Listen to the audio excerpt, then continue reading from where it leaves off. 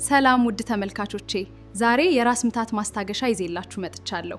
እሱም እርድና ወተት አፍልቶ መጠጣት። የበለጠ አሰራሩንና ጥቅሙን ላሳያችሁ፣ አብራችሁን ቆዩ። ለእናንተ የሚጠቅመውንና ለእናንተ አስፈላጊ የሆነውን ነገር ይዤላችሁ መጥቻለሁ። እሱም የሚጠጣ ግን ማስታገሻ የሚሆን ነው። በጣም ሁል ጊዜ ለሚያስቃየን ለራስ ምታት ማስታገሻ በቤት ውስጥ ብቻ ጤናችን በቤታችን ባለን ነገር በትንሽ ነገር የራስ ምታት ስቃይን ማስታገስ እንችላለን። ከራስ ምታት ህመም እፎይ ማለት እንችላለን። እሱም እርድና ወተት ነው። እርድና ወተት የራስ ምታት ፍቱን ማስታገሻ ነው። ከራስ ምታት እሱን አፍልተው ራስ ምታት በሚታመሙበት ጊዜ እሱን አፍልቶ ቢጠጡ እፎይ ይላሉ። አሁን አሰራሩንና ጥቅሞቹንና ጉዳቱንም አብረን ተከተሉኝ ተመልካቾቼ። አሁን ጥቅሞቹን እናያለን። የእርድና የወተት ጥቅም በውስጡ ብዙ ጥቅሞች አሉት። አንደኛ፣ የራስ ምታት ይቀንሳል። በእርድ ውስጥ ያለው ተፈጥሯዊ ንጥረ ነገር የጭንቅላት ህመምን ለማስታገስ ይረዳል። ሁለተኛ፣ የሰውነት እብጠትን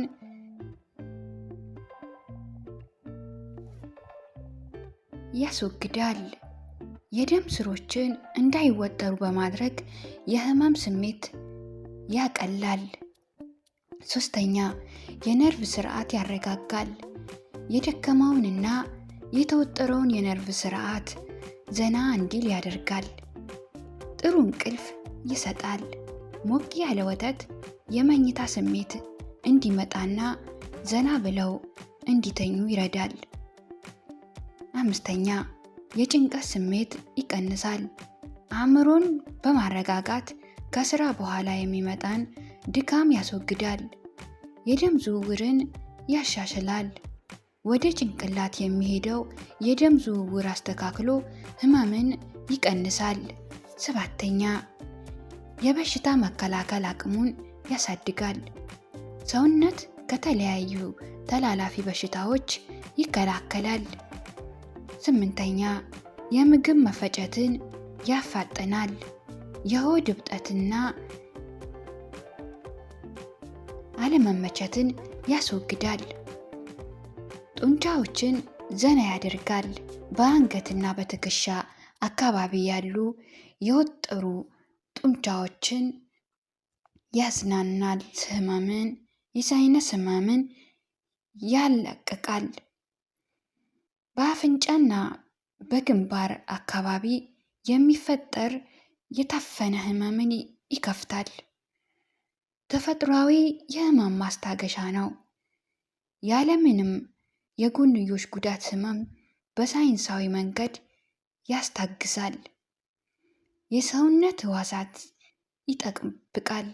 ሰውነት ከጉዳት የሚያድኑ ተፈጥሯዊ ንጥረ ነገሮች አሉት። የጉበት ጤንነትን ይጠብቃል። የሰውነት ቆሻሻ በማስወገድ ረገድ ትልቅ ሚና ይጫወታል። የጉሮሮ ህመምን ያድናል። የጉሮሮ መዋጨር የመታመም ስሜት ያጠፋል። ሳልን ያረጋጋል። ከጉንፋን ጋር ተያይዞ የሚመጣን ሳል ያስታግሳል። የአጥንት ጥንካሬን ይጨምራል። በወተት ውስጥ ያለው ካልሲየም አጥንት ይጠግናል። የልብ ጤንነት ያጠናክራል። የደም ስሮችን ማጽዳት የልብን ስራ ያቀላል። የቆዳን ብሩህነት ይጨምራል። የሰውነት የውስጥ ቆሻሻ በማጽዳት ቆዳን ያበራል። በተጨማሪም የተፈጥሮ ኃይልን ይሰጣል። የደከመ ሰውነት በፍጥነት ጥንካሬ እንዲያገኝ ያደርጋል። እንዲሁም የአእምሮ ትኩረት ያሻሽላል። እረፍት ከተደረገ በኋላ አእምሮ በንቃት እንዲሰራ ያደርጋል።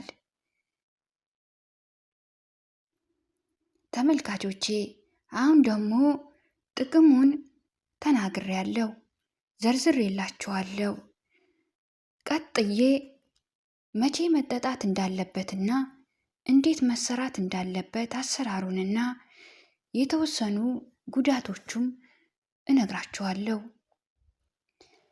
አንደኛ፣ ኦፕራሲዮን ቀዶ ሕክምና ለተደረገለት ሰው ይሄ ማስጠንቀቂያ ነው።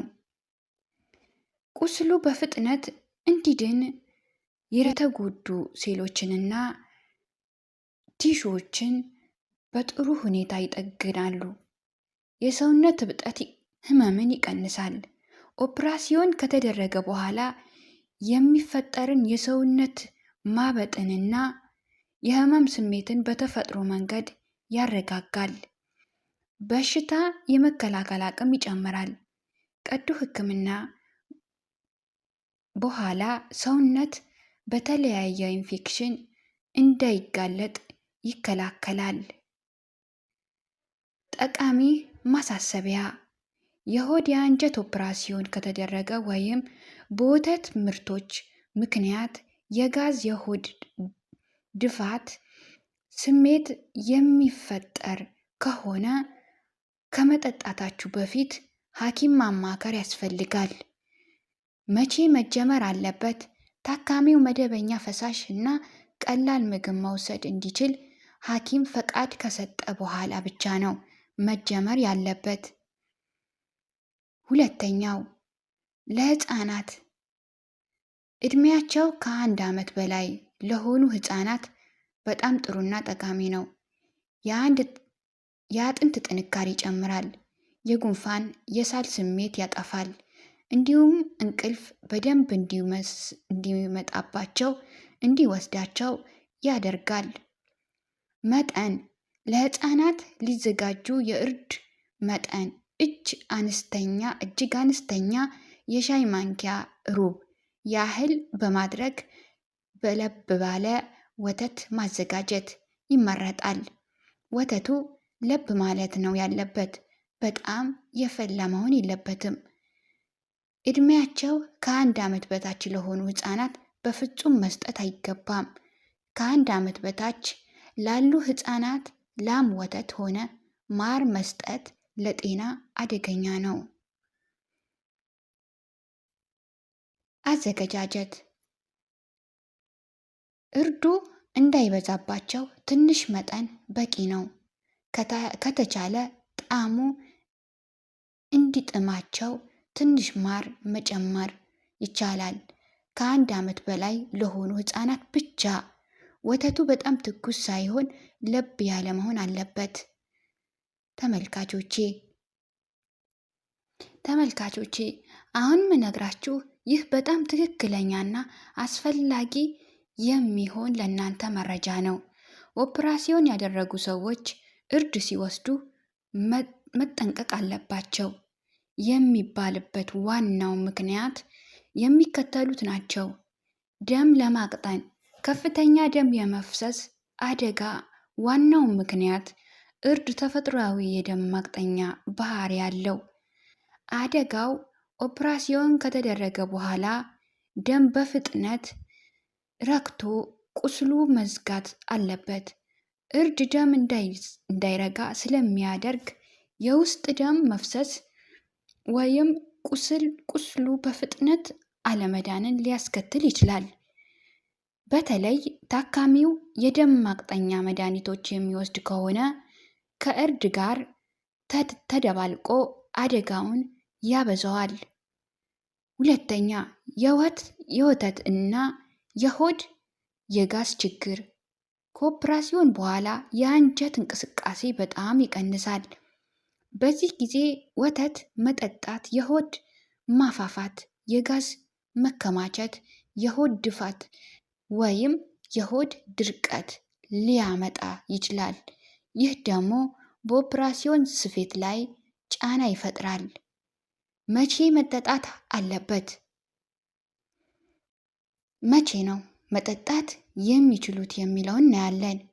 ከኦፕራሲዮን በፊት ከማንኛውም ቀዶ ሕክምና ከ2 ሳምንት በፊት እርድ መውሰድ ማቆም ይመከራል። ከኦፕራሲዮን በኋላ ቁስሉ ሙሉ በሙሉ እስኪድን እና ሐኪም ፍቃድ እስኪሰጥ ድረስ በአነስተኛ ደረጃ ከ2 እስከ 4 ሳምንታት አለመውሰድ ይመረጣል። ተመልካቾቼ ይህ መረጃ በትክክል አዳምጣችሁ ለሚመለከተው ሼር አድርጉ። መጀመሪያውን ሳይሆን እስከ መጨረሻ እንድታዳምጡ በትህትና ጠይቃለሁ። ምክንያቱም ጉዳቱንም ጥቅሙንም ስለምገልጽላችሁ ማለት ነው። አሰራር የኖርማል አሰራር 1 ማንኪያ ራሳችሁን ሲያማችሁ 1 የሻይ ማንኪያ እርድ፣ 1 ኩባያ ወተት አፍልታችሁ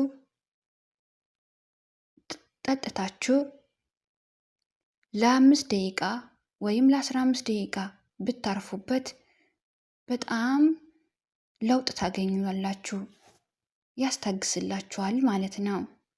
ተመልካቾቼ ይህ ቪዲዮ ለእናንተ ጠቃሚ ሆኖ ካገኛችሁት ሼር አድርጉ ለሚጠቅመው ሰው፣ ለሌላውም አውቃችሁ እንድታሳውቁ በትህትና እጠይቃችኋለሁ። ሰላማችሁ በክርስቶስ ብዝስት ይበልልኝ። እግዚአብሔር ይጠብቃችሁ። ሀገራችንም ኢትዮጵያ እግዚአብሔር ይጠብቃት። ስለተከታተላችሁኝ አመሰግናለሁ። ለቀጣይ ቪዲዮ መልካም ጊዜ ይሁንላችሁ። በአዲስ ቪዲዮ እስከምመጣ ሰላም ሰንብቱልኝ።